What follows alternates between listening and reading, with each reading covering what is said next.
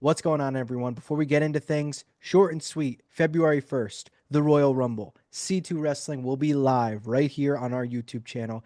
Our live reactions to the entire show. There should be returns, there should be surprises, maybe even debuts. Come hang out with us right here on C2 Wrestling. Talk wrestling, see our reactions to whatever happens. Maybe we get a rant or two. There was so many funny moments during the Raw debut on Netflix. I am sure there will be plenty of funny moments for this one. So come hang out, subscribe, and turn on notifications so you know when we go live. Now, let's get into the video. C2 Wrestling, your boy is back. Snowden, no more flu. Kicked it out of my system for now. I'm sure it will return pretty shortly. It's been a few episodes here now where I've been out of commission, so it's good to be back. Hell of a SmackDown tonight, the lead up, the final show before the Royal Rumble tomorrow, in which your boys, C2 Wrestling, we will be here live. Be sure to come hang out with us and enjoy the show. But SmackDown tonight started off with a little bit of surprise, in my opinion. Kevin Owens on the show, expected. It's Friday Night SmackDown. He's got the title match tomorrow. But I didn't expect CM Punk tonight. I'll tell you that. I didn't at all. I expected Cody, you Mm-hmm. know. Also interested, does this little twist of him taking back the title that they just hung up, does that factor in to tomorrow? Well, so, I was kind of thinking that. I kind of had the idea that I was going to go into this episode saying that I hate that he took the title back because that's kind of been the whole point is defending the two titles. They literally are promoting it as that, even though it's one championship. We all understand that. It just would have been really cool to see both belts be hung from the top like that. And Kevin Owens takes the belt back, but then towards the end of the show, Joe Tessitore was going through the card and he still promoted it very vividly as both belts being hung from the top. So what are they going to do? Rehang it up? I don't know at this point. Yeah, I think we might get something, all those forces, whatever. But on the main topic that you mentioned, CM Punk. Mm-hmm. Didn't expect it. Loved it. The promo, it was it was the perfect appetizer Mm-hmm. because there's so much ammo between the two of them. And you can't just waste it for odds are these two aren't even facing anytime soon. Mm-hmm. Like you map out both of their futures. It could be a year before these guys even feud, if you really think Yeah. about it. I mean, Punk is only going so many times a year. Maybe he picks it up a little bit more this year, considering he was coming off the injury last year. But who knows? Punk is maybe 6, 7 matches in a year type guy at this point. So, you got to spend those matches wisely. And we're clearly getting him in the Rumble. We're clearly going to get him in some aspect at Mania. In my opinion, really, really leaning towards Punk winning this Rumble at this point. I was saying that last week. After tonight, I'm starting to think it a little bit more. You look like you're going to say the opposite, but I let's hear yes. it. I tweeted this out on our C2 account. Like, if you watched our podcast with the honorary USA C2 Wrestling, Alec and I, we were Great podcast. discussing, thank you. We were discussing how it's like it feels like WWE 101. Make it seem so obvious and then don't do that. I mean, yes, it does, of course. I just think, with this last two Rumbles we had, last year a little bit maybe more unpredictable, but the year prior, all right, Cody's winning the Rumble, but both of those years are fairly predictable. And they're two of the greatest, Rumble outcomes ever. So, we have beaten a dead horse with this saying here, but predictability can be good when it's done right. I think this could be an instance of that where they're really pushing heavy on the Punk win. I still find myself in that stance of if not Punk, then who? Yes, this is the most stacked Rumble of all time, but I don't know if there's a better answer than Punk. I wouldn't say this is a better answer, but the immediate thought would be John Cena, obviously, Yeah. which we both are on the same page about on our feelings with that. Mm-hmm. It just I can't stop thinking about it. Like we said weeks ago from Punk's promos, we're like, man, this just feels so obvious that Punk is winning. And now like the more and more of it, I'm like, I don't know, maybe it's a little bit of They're getting us to forget that Rollins still wants his lick back at Punk. Maybe it's a little, you know, Roman's in the Rumble, and who knows, maybe Roman eliminates Punk and their story plays out. Like there's so many avenues for Punk on top of going for the title. It just it feels so obvious, like so obvious. Not more than Cody last year because there was a genuine chance in I think a lot of people's eyes that Punk could have won the Rumble last year. for sure. The year before, it was blatantly obvious Cody was coming back and winning the Rumble. Yeah. This like feels similar to that where I'm like, are they going to do that again? Where it just is that obvious. Like it is just that. Like they are painting it this way, but it's still going to happen. Or is it the old like, are we going to be sitting here and I don't know, Jey Uso's won the Rumble and we're like, they got us, they got us. It's a happy situation to be in. If they get us, it's a good get us. I would not be opposed to something like that in a sense. I still just keep thinking back a lot to the Paul Heyman favor. And it's not even really about what the favor is at this point, but it's about the timing of it all. If the favor isn't repaid now, then when? Really, so I don't really see how to go about that whole situation if it's not something repaid to Punk in the Rumble. How they go about that, I don't know. Does it lead to Punk winning the Rumble? I mean, maybe, honestly, but maybe it all ends up just leading to Punk Roman. Like you said, there's just so many options for Punk on the table right now, as there is really every superstar, honestly. They're really leaving like an open door for a lot of these matches leading into Mania. Hell, even tonight, the Owens Punk segment, I don't think that's on their cards. But for whatever reason, let's say the crowd was electric during that segment, loved it, blah, blah, blah, blah, blah. And then they had a little segment next week or something. Maybe they change plans a little bit. Maybe there's a different route they can go. I don't think they're going to do that. But I think, especially off the back of last year's Mania, they're kind of going in with like an open door policy. They're leaving every avenue open with the ability to change route. I believe I've said this with you, and I think I may have said it with Alec. I'm putting this out there. This isn't a prediction. It's just an avenue that I think is possible that really doesn't get talked about. There's so many big names, and yes, we're not a fan of so many multi-person matches.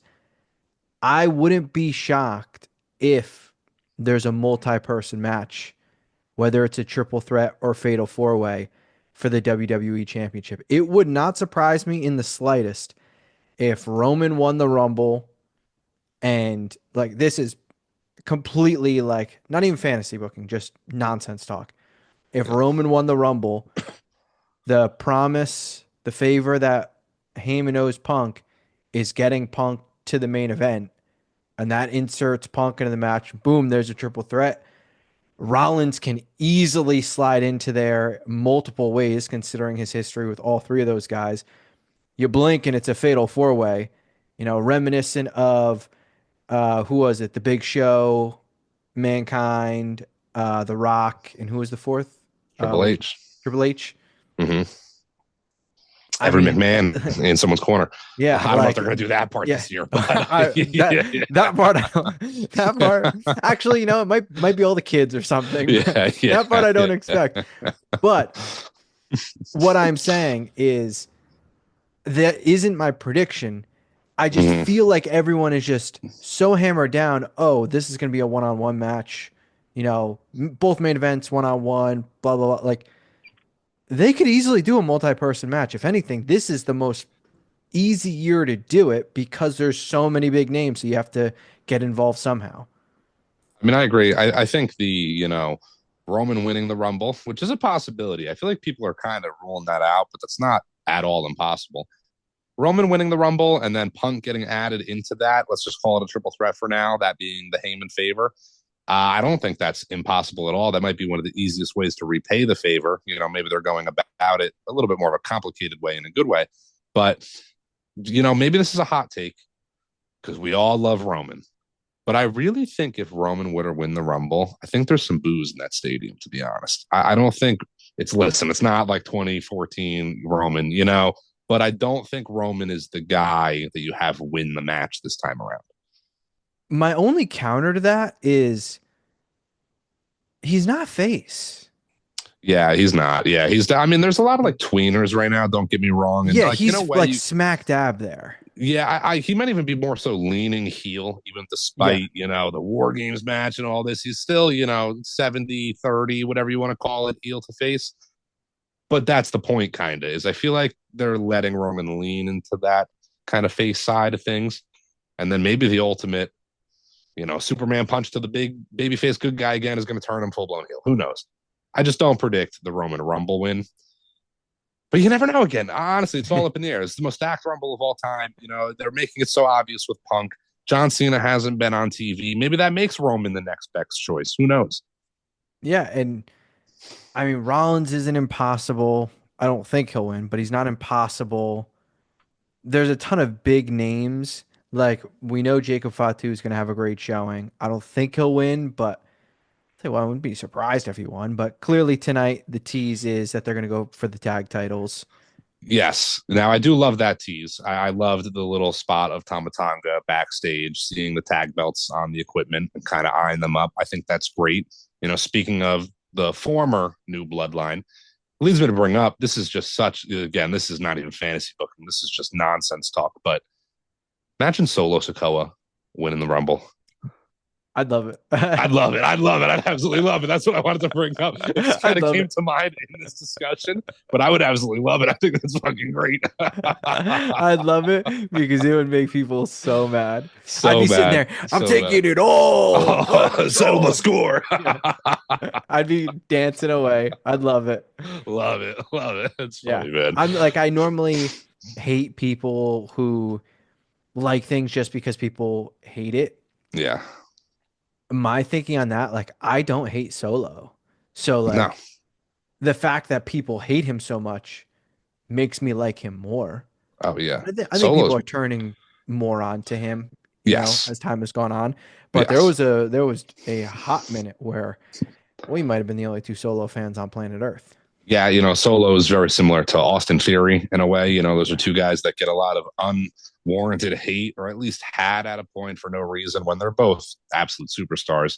But back to the tag titles, you did bring up Tamatanga and Jacob Fatu potentially going for the tag belts, which I think is great. This again only just reiterates the fact we talked about it last week.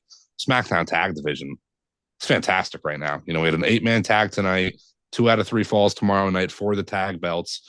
That's 4 teams right there. And we still have the Street Profits, who knows where, but maybe they're still around. Now you're getting Tamatanga and Tongaloa involved a little bit. The SmackDown tag The division. Tamatanga and Jacob Fatu. Oh my God, I said Tongaloa. Yeah, I said Yeah. Tongaloa. So instinctive.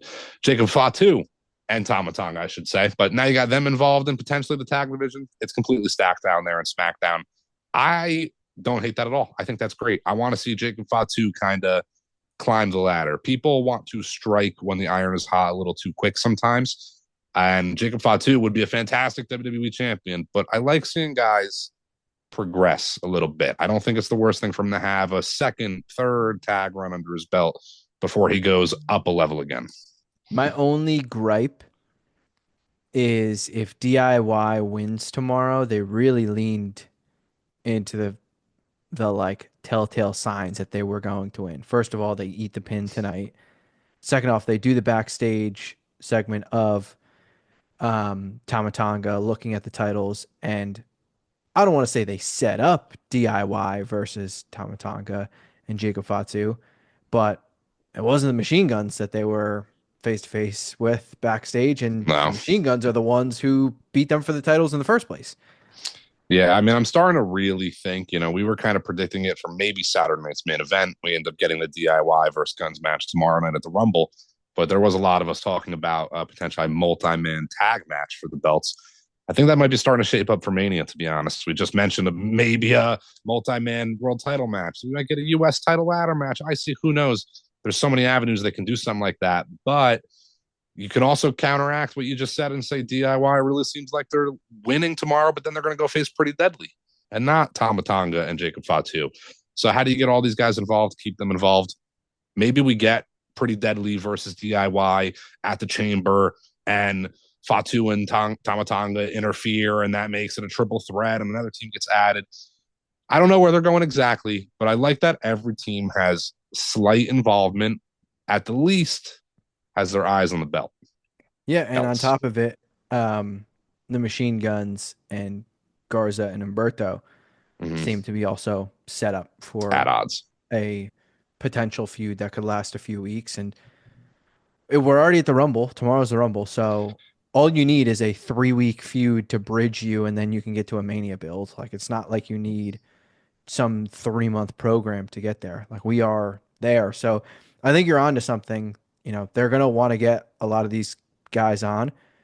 Maybe, we get a tag gauntlet or something. Maybe Mm. it's something along those lines. I don't think they'd run back the tag ladder match, but they've got the teams, and the way they've been booking Jacob Fatu, I would not be shocked if they had him like clean house, and that's how they won the tag titles. Yeah, I wouldn't be surprised at all. I do kind of want to see the belts go on to Pretty Deadly at a point. I think that would be great to see. But now that you're involving Fatu and Tamatanga, I mean, it's hard to say no to Fatu cleaning house and taking those tag belts back. A few other big things from SmackDown that we definitely have to hit. First of all, love, love, love, love, love, love when we just get that random Miz match where he reminds people, like, you give me a good dance partner, I got this stuff. Like another Yeah, guy we were saying, people are always sour on or whatever, and we've always been a fan of. Miz and Andrade. classic. No one expected that match to cook like it did. Yeah, that was an absolute banger of a match in the middle of the show too. On a pretty, it's fall though, one day away from the Rumble, but it's still kind of a random SmackDown. Miz has no reason being this far into his career still putting on bangers like that. And I say still putting on bangers like that. He's been doing it his whole career. One of the most consistent workers in the business. Deserves all the credit in the world, as does Andrade. Of course, that match was always only as good as it was with Andrade in it. But Miz, man, we didn't need that tonight, but they gave it to us. It's great to see. And what I need to point out with The Miz, this is off the top of my head, the second match in his recent matches where he has lost by taking the pin from not their finisher. He got pinned by Mm-hmm. the Blue Thunder Bomb. Granted, Sammy hit the haluva kick and then the Blue Thunder Bomb, but Mm-hmm. still, Blue Thunder Bomb was last. Tonight, it was that spinning elbow that Andrade has hit a million times. And tonight they did it where it was like completely out of nowhere and it knocked Miz out for 3 seconds and he got pinned. Loved it. Love it. Yeah, I love it for a few reasons. One, because it'd be one thing if he hit that discus elbow 3 minutes in and then ended the match that way. All right, that's wasn't really a full match, but they put on a full banger. So in the theory, in the storytelling that they just went through hell, a full match, that move's a little bit more powerful. And secondly, I love that move for the fact that in real life, I don't know if there'd be much things more devastating than that damn elbow. That might kill me if I got hit with that. It really does pack a punch, that move. I love when Andrade hits that. I wouldn't be mad if he started using that as his finisher, to be honest. It reminds me of just a UFC fight. Like, think of Yeah. when you get the spinning back elbow finish, and it's insane. I think it's John Jones hitting that spinning Mm-hmm. back elbow. Mm-hmm. It's devastating. So, loved that. Obviously, there's a bunch of solid stuff from SmackDown. Names entered into the Rumble. Priest, great showing. Fatu looking strong as can be.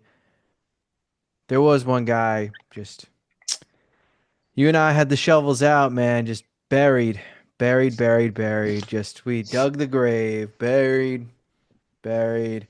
Multiple segments, no, not good enough. Facing every main eventer, of the last 2 years, no, not good enough. On the microphone every single week, no. Are we at 6 feet yet? This guy's buried. This guy's buried. He's never going to survive from losing all these matches. This guy's buried. What are they going to do with poor buried Carmelo Hayes, man? Such a shame to see such great talent wasted. Yeah. Who the fuck are we kidding? Get off Twitter, touch some grass. Carmelo Hayes is one of the best guys in the business. Like you said, on the mic every week, wrestling the main eventers every week. It couldn't get better than that. I don't understand it. I cannot fathom going online after a Carmelo match and seeing, I'm getting sick of seeing Carmelo lose. What is the point if the person you want to win is going to win every match? If that were it, Jey Uso would have 45 world titles under his reign right now. It's insane to just run that narrative into the ground. I don't understand it.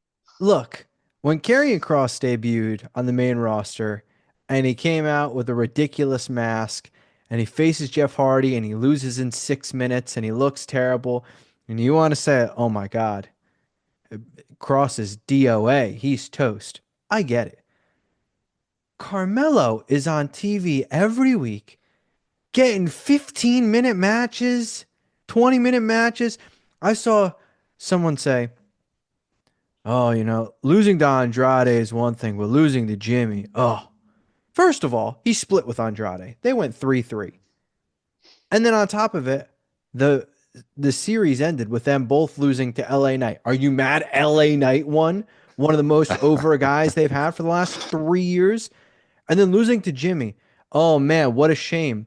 One of the guys that's been a part of the most dominant factions of all time and a literal main event scene, WrestleMania main eventer, always in relevant stories. What a shame. Oh, did I mention he lost by fucking roll up? Yeah, he lost by a roll up. Now, here's the thing, too. If Carmelo would have won that match, it would have just been on Twitter. Oh, this was Big Jim's time. I thought Yeah. I thought he was going to go towards Shinsuke and get that U.S. title. Like, it doesn't matter what happens. There's always going to be a side of the internet that complains, but it's heavy on the Carmelo hate right now. I don't understand it. He is a future Mark, not even my words, our words. I'm sure you agree. That is a future world champion right there in Carmelo Hayes. It is only a matter of time. He is going to do great things. He already is doing great things. Enjoy the ride. Yeah, and the term buried, it just look, it's already been bad enough. Thinking that this guy's buried is just I don't know if people know what they're watching. Like Yeah. I can't stress it enough. The guy is having 15, 20-minute matches every single week. He gets a promo, multiple segments every single week. At the very least, if he doesn't have a match, he's got a segment with like Nick Aldis or a backstage segment with both the Usos or Sammy or whatever, like with literal main eventers setting up matches. Like what Cody Rhodes, like what are we doing here? He's also like he's the bad guy too. Yeah, Like that too. he's not the baby face. Like I don't understand it. I Yeah. don't get it. I really don't fucking get it.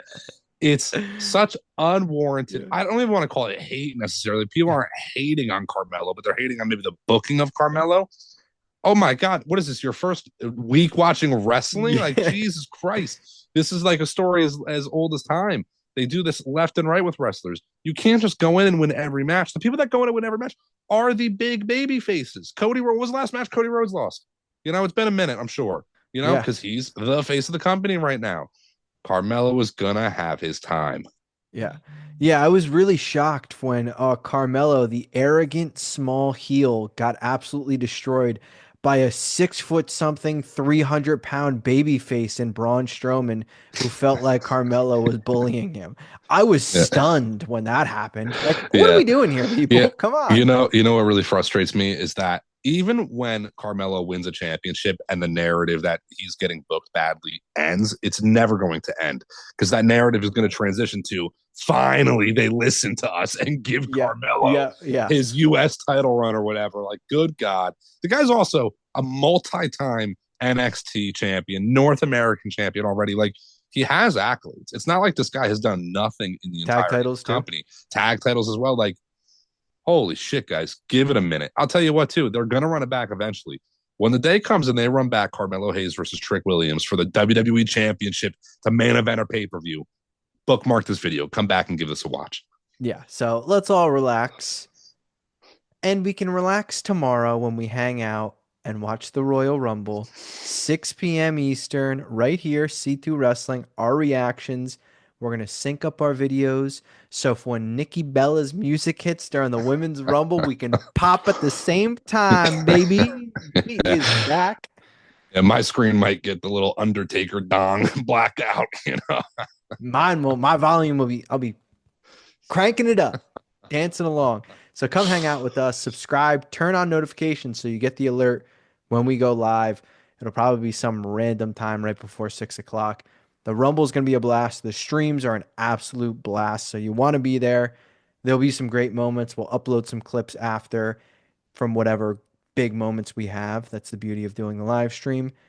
So leave a comment. Let us know. Give us our apology for us being right about Carmelo Hayes and you being wrong. It's okay. Subscribe, turn on notifications, follow Snowden on Twitter now that he is healthy and back better than ever. Thank God. Ask me again in a week. We'll see. Yeah, that is true. Hopefully he's still good tomorrow. Follow our account on Twitter, C2 Wrestling.